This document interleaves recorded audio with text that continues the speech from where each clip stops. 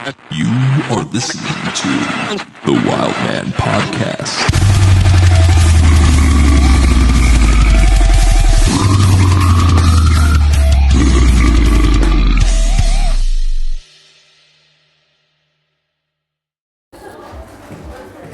Hey, what's up, you guys? How's it going? Hey, I'm so sorry about that delay. There was a little bit of mix-up with times, and I had to find some Wi-Fi real quick, but I appreciate you, Worm, for being here. Glad to have you on the podcast. How's your day going so far? Yeah, not too bad. It's, almost over. Yeah? 35 minutes, it's tomorrow. That's fucking awesome, man. Hey, dude, so tell us a little bit more about yourself. Tell us a little bit about some of the projects you're involved with and like kind of what your artistic vision is. Like what defines Mr. Worm? Yeah. So, project-wise is Worm Infested and slam, raw-ish. It's weird. Gutter lax vocals over slam type thing. It's called cerebral autophagy. Oh, that's sick, dude. That's a dope ass name. Yeah, 100%. Cerebral anything is guaranteed to be a good name. Mm-hmm. I was just at work and I saw cerebral autophagy band camp written on the toilet. Here you go. Shot them a message. I was like, oh, right, slam band, yeah. And then ended up joining them. So you were in the loo and you basically saw their shit written on the written on the side of the bowl, and you're just like, hey, let me do vocals. Yeah. Dude. I'm the bassist. Oh, you're the bassist. That's what's up, man. That's what's up. Dude, that's fucking cool, man. Yeah, how many instruments do you play?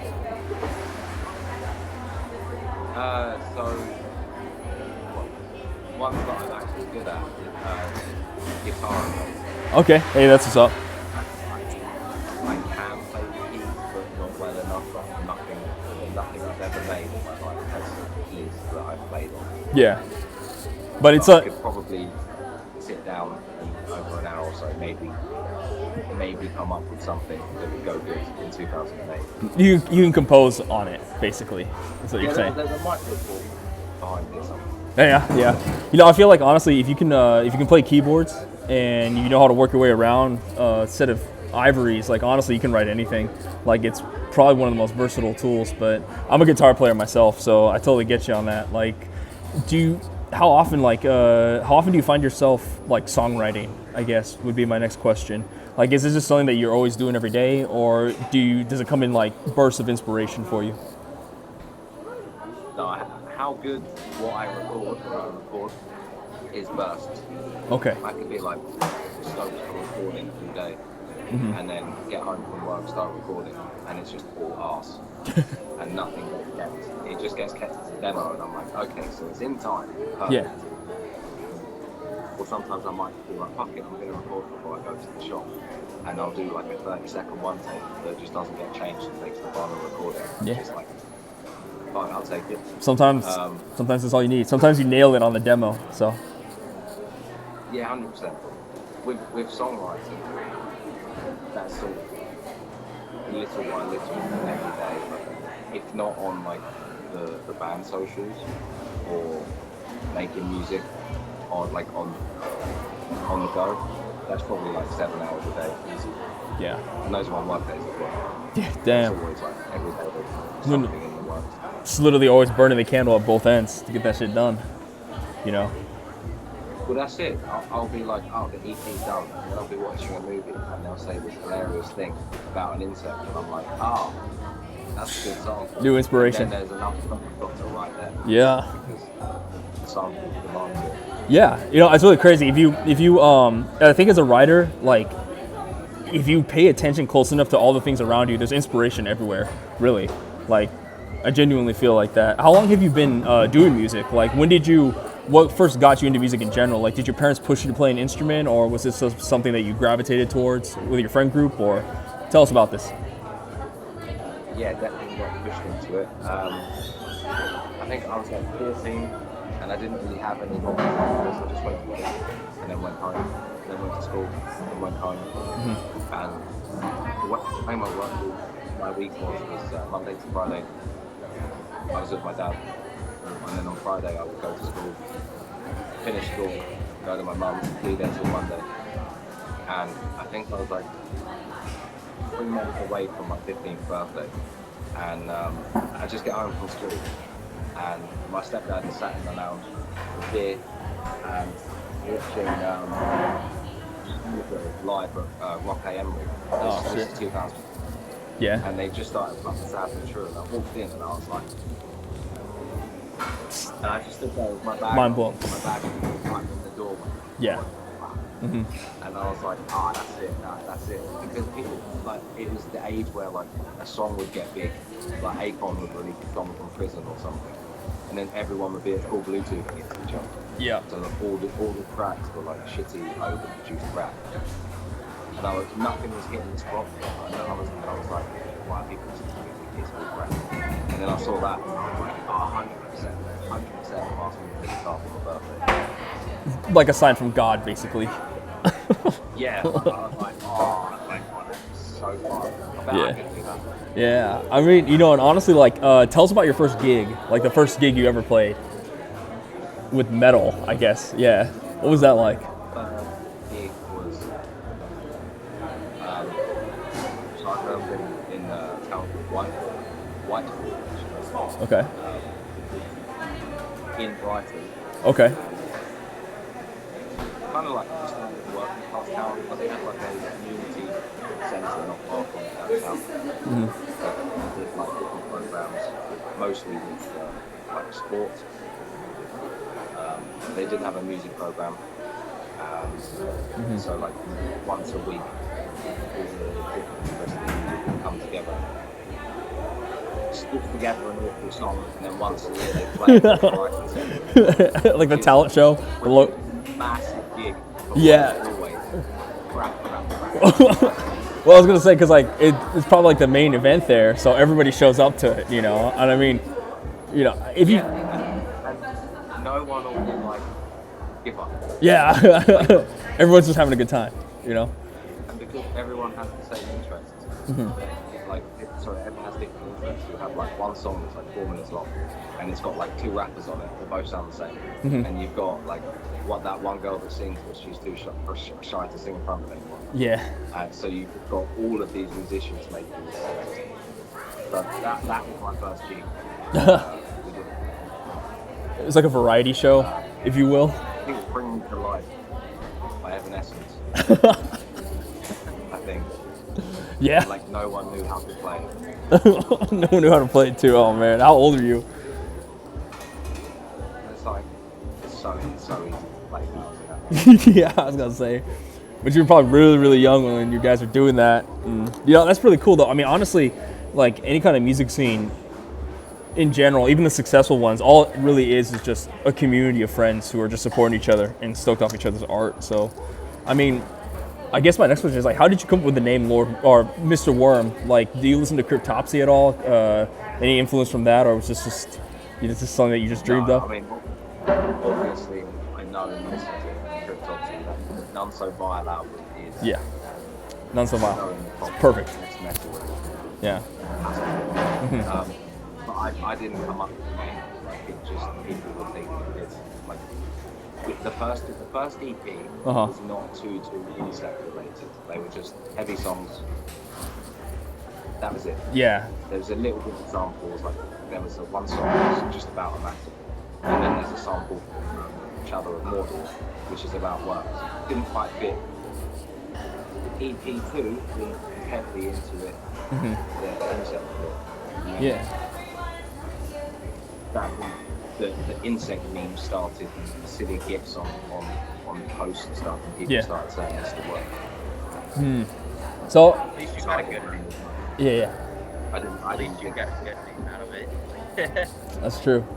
You know, that's pretty cool. So like your band is the lyrical themes are around like bugs, insects, entomology. Just I don't know if you. They are, Yeah, I don't know if you've seen the I don't know if you've seen the movie The Fly, the remake, the Cronenberg remake with Jeff Goldblum, when he's talking about like insect politics and like how brutal they are. You know, honestly, like it's really crazy because like if they are so small compared to us, but then if you really like look at the details of insects, it's a horrifying world. it's horrific. Like I'm glad I'm not an insect and experiencing that, but it's a great movie. I thought about sampling that, but with that, like that's just a good movie, and that'd be a fantastic sample. Yeah. However, what I would like to do is put a sample in that is just as appropriate for lyrical content, that is from Bug's Life, so that another millennial will listen to it. He'll be going, yeah, that's Bug's Life. Yeah. Yes. And then it comes back to the slam. It's like, you know, I'd rather listen to someone playing it, because a lot of people don't know about Cronenberg. Yeah. Lovecraft and all of that. They Exactly. just know Spielberg and Lucas and stuff. Yeah, the guys that are referencing them, right? I go Starship Troopers. You know, Bug's Life. that is a really good book. Movie is a good one, for example. Yeah, everyone my age, that's like 25 to 30. Hey man, As a kid, you like jazz? so they were having to watch. Yeah. So the samples relate. Yeah, they'll know exactly what they're saying when you hit it. I was gonna say, did you ever see the movie Ants? That's like a little bit of an older one too, but it like predated Bug's Life, and that's pretty brutal. There's like a good termite fight scene in that. But you know, Starship Troopers. That's another good movie. I don't know if you've read the book. My top three. Yeah. I love that movie so much. Yeah, Heinlein was crazy too. The stuff he was writing, like just after World War II, and the technology he's describing in there, like he basically like conceptualized like geocentric orbit and shit like that, and was like, it's nuts. There's a lot of richness there. I feel like, you know, obviously sci-fi, horror, and things that are overwhelming for us. Those are a lot of things that death metal artists gravitate towards, and we tend to like try to get that. I don't know. There's like that Lovecraftian sense of like overwhelming like horror coming at you, like just all these like, you know, with your music. When I was listening to it, I can get the sense of like, you know, a sea of bug mandibles coming to devour me, you know. And I don't know if that's like kind of the feel you were going for, but I do like the insect theme a lot. You guys should touch on spiders and arachnids too, maybe. But yeah, I guess where do you hope your music and your art is in about a year? Like, what kind of gigs are you hoping that you guys are going to be playing? Do you have any plans for tours? Anything like you want to announce, like with your band, right? Or, you know, here, give us the exclusive. So I would love a full lineup. Yeah. Because at the moment, essentially just myself and the drummer. Mm-hmm. And the drummer's in Turkey for, I think, another 2 weeks. He's been there for like 3 months now. Yeah. So, getting a full lineup sorted would be fantastic. Obviously, I've got my other project, bassist, it's guitarist and vocalist, which is the same person, and then a guitarist. So, I could, in theory, I'm trying to get them to like go live for me. Because the guy who does guitar and vocals is originally bassist. Oh, okay. We just have to be guitarist, vocalist, be bassist. Yeah. Drummer do drums, I do vocals. Essentially got a lineup. Yeah. You just want to focus all your energy on the vocals, pretty much. Pretty much, yeah. But there are some Worm Infested gigs at the end of this year. Okay. That are confirmed. Oh, okay. I can't. You can't. Wait about 4 months to be like, oh, I'm doing this. Yeah. Okay. It's a good one. Something. It's a good one. Something for the fans to look forward to. You know, you don't want to ruin all the surprises, but yeah, that's awesome, man. That you got some gigs lined up, and yeah, I mean, like, I guess what would you say like is your favorite thing about being in the death metal scene over across the pond? Because, you know, here in the United States, we have a very vast and diverse scene because we got 2 different coasts, and you know, there's very different death metal coming from the West Coast, very different death metal coming from the East Coast. Like, basically describe what the death metal scene is like in England, especially in your region, and like where you kind of see yourself in the overall context of that. Well, I don't live in Brighton. I'm about 7 miles outside, but Brighton itself is very diverse with everything. So there's lots of musicians, bands of all genres, really. Yeah. And there's lots of venues that will play basically a wide variety of things. Like there's a really well-known nightclub in Brighton. I won't name it, but it's a fucking shithole. Yeah. It's known for serving minors, and it's just frequented by youngs, and it's just awful. Yeah. But one night a week, shit hits the wall, and I tell you, I've seen Carnifex there, I've seen Chelsea Bryn there, I've seen Skin Tread there. That is the most frightening thing ever, is that by day it's just full of like chavs, or like jocks as we call them. Jobs. How do you say it again? And then we go, and the red mohawks come out. Yeah. She's there. Yeah, we have like I feel like I don't know if you remember this TV show from the early 2000s, Jersey Shore. But like Jaws kind of remind me of like those people. Like it's like, yeah, I don't know. That's like your guys' version of our, yeah, it's jocular basically. It's our douchebags over here. But Yeah, you know, Jersey Shore, we have the only way is Essex.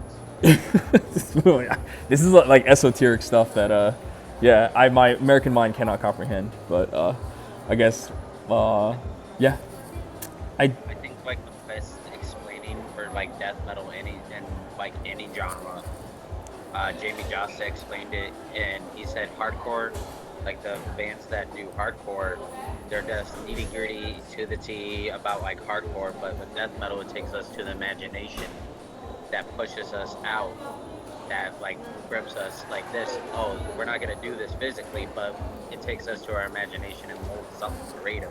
Yeah. Just like you have done with your band.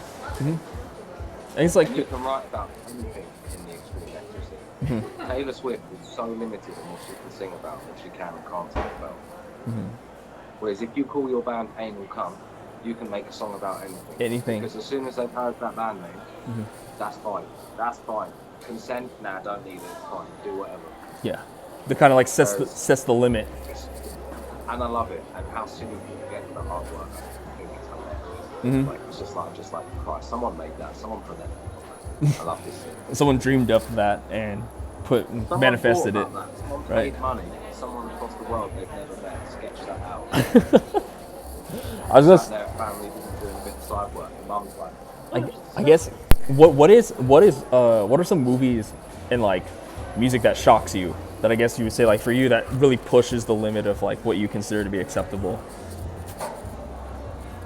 oh, the boat scene in the original Willy Wonka. the boat scene. Okay, go a little bit more. Terrifying now. Okay, yeah, it's a disorientating scene, I guess. Yeah. Have you heard that song fully? Because like Grandpa Joe literally brings up ecstasy in that song when he stands up, and it's just like this. And if you listen to the lyrics, you're like, did he just say ecstasy? And you put on the captions, you literally see them spell out ecstasy. It was different times, man. Like, Summer of Love. That pops up on sometimes. damn, Grandpa Joe Yeah. over here chopped. What kind of I think Go I ahead. think the things that stick with me is now that I watch things, I don't watch things unless it's like medical gore. Then I have to look away, like someone getting sedated and blah. But I'm not watching that shit. Skip. Or if it's a kid dying, skip. Yeah. There's like some limits. Although I can watch the stuff I watched as a kid now and not be scared by it, I still remember how scary things were. Like, have you guys ever seen a movie called The Titans? No, I've heard of it though. Yeah. There's a bit where the guy is like, oh, this house might be haunted. And he turns back again, and the house just goes, ah! Yeah. And it's fucking terrifying. It scares the shit out of him, and that guy's a ghost. Yeah. The house eats him, and you're just like, Yeah. Fucks with you, right? yeah, that's the me for my whole childhood.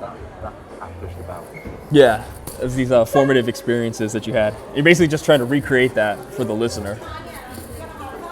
100%. Yeah. Yeah. I love anything that's horror related. I think that's my major issue. Like, I love anything that is like this, pushes the beyond, like the limits of like this. Okay, this is way too much. I gotta look away. But I'm one of those guys who, like, when Terrifier came out, everybody was like, "That shit's disgusting." Yeah. It's not for everybody. Yeah. Easter egg foolproof. I- It's got Christian Bale in it, so all us millennials are like, I definitely saw like people walk out of the theater during that movie.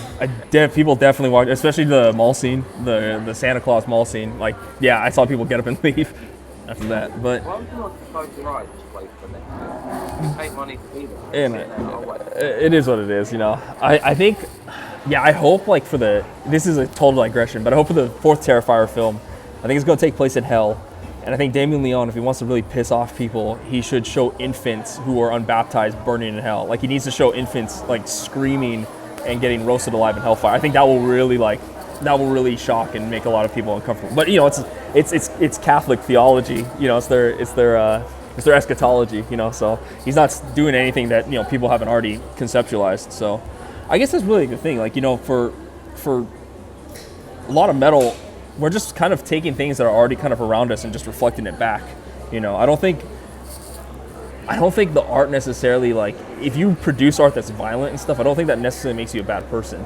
You know, this is a conversation a lot of people have, like, is there a separation between art and artist? But I mean, I guess for you, like, you know, Mr. Worm, do you see the songs that you write as a part of yourself, or do you see like a separation, like, oh, this is just, you know, this is its own thing, it doesn't reflect who I am, it's just something that I'm making for fun? Or do you like to be genuine? Do you have a heart on your sleeve type thing when you write songs and you put them out there? No, not really. The only reason behind it is that I'm not an insect. Yeah. So all the songs, Yeah. especially the newest shit, Yeah. is spoken from the perspective of said insect. Yeah. I cannot relate to it. Like exoskeleton, Yeah. I put some heart and passion into that chorus, huh? Yeah. But I am not a heavily armored part. I'm not made of steel. I'm not crushing. I can't crush people's bones to dust. There's no relatability to it. If Fucking someone sick. wants to look at that and go, "Wow, he's a terrible person," like, yes, person, not fucking insect. That's a good answer, man. That's a good answer, bro. Yeah, that's fucking cool. Are there any like artists that we should be checking out that are from England right now that you know, us stupid freaking Yankees over here across the pond haven't heard about? Like, enlighten us. What are some gems that that you guys are hiding from us over in England? Oh god, there's so many. I'm trying to think. Obviously, our best one, obviously from Brighton, Architects. Yeah, that's hard. From Brighton. Yeah. That's our main. Yeah. I'd say the Brighton metal scene is better than the London scene. Do you listen to a lot of metalcore and stuff like that, like post-hardcore? And Yeah. I was gonna say, if we can list bands that aren't active anymore. yeah, There's a band from London called The Defiled, and that is peak metalcore. what are they called? The Defiled. The Defiled. Okay, I'll have to check them out. Listen to The Resurrectionists. The It's Resurrection. literally, like, it's so good. Yeah, I'll take your word for it, man. I'll take your word for it. Yeah, like I really don't have any other questions. You know, it's great talking to you.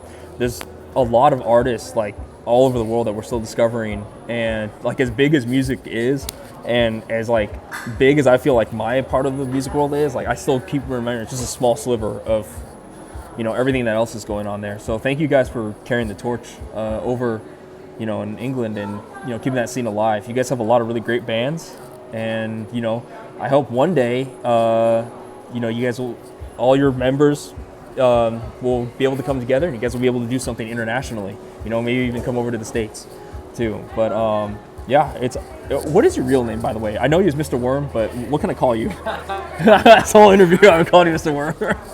Keep it secret. Ethan. All right, yeah, Ethan. It's nice to meet you, man. Thank you for taking the time to talk to us. Thank you for, you know, sharing these stories with us and your thoughts. The Wild Man.